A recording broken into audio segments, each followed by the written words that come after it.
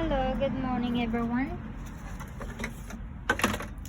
Karon akong buhaton since jobless ko karon kay quarantine. Well, I'm doing this planting flowers na gladiolus. I'm going to transfer this to the bigger pot. There's a pink one, the red one, and the mix, and purple and pink and white, and the yellow one. So kaya napalitin na ako sa Big Lots. Kuan siya 20 ka buok, na po sa usa ka package, na pulo sulod sa usa ka package sa Big Lots kay $3 something. And then natubo sila tanan. And then I'm going to try this one. I bought this one at dollar store. There's six of those.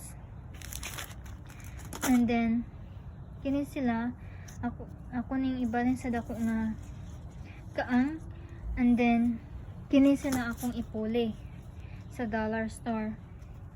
Ni itanam din sa gamay nga pot. So let's start. Mga samukan, no? Mga samukan. Hi Boogie. This is Boogie. By the way, this is Boogie. Hi Boogie. And this is Junior. Junior. Okay, let's start. And let me just prepare my equipment. 2, 4, 6, 8, 10. Yeah. 12 ka buok na seeds. Akong gibutan din ha. Then akong divide din he. So 2, 4, 6, 8, 10, 12. So kini na lang ang hibilin. Wala pa ko empty bucket. So next time nasad na. So the rest na din he. Wala pa na akong mahuman og transfer. Ako na silang gi-abunuhan og bagong yuta. Din he.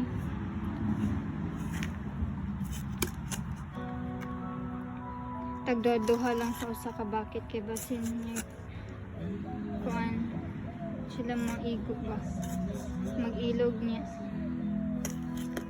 ang ilang mga roots.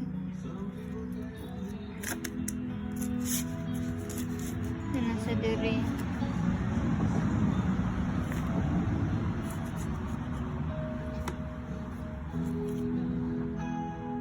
Magdugay-dugay pag yun siya mamulak kay I think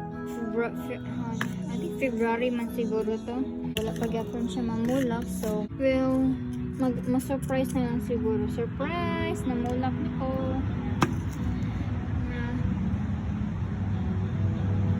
Itong permero na akong gitanong katong sa napalit na ako sa Big Lots man ni sila tagtulo-tulo sa usa ka pot kay dako man ni siya nga pot dire tulo sa ni dire sa tulo. So that's it for today. Thank you. Almost 5 years finally you show up.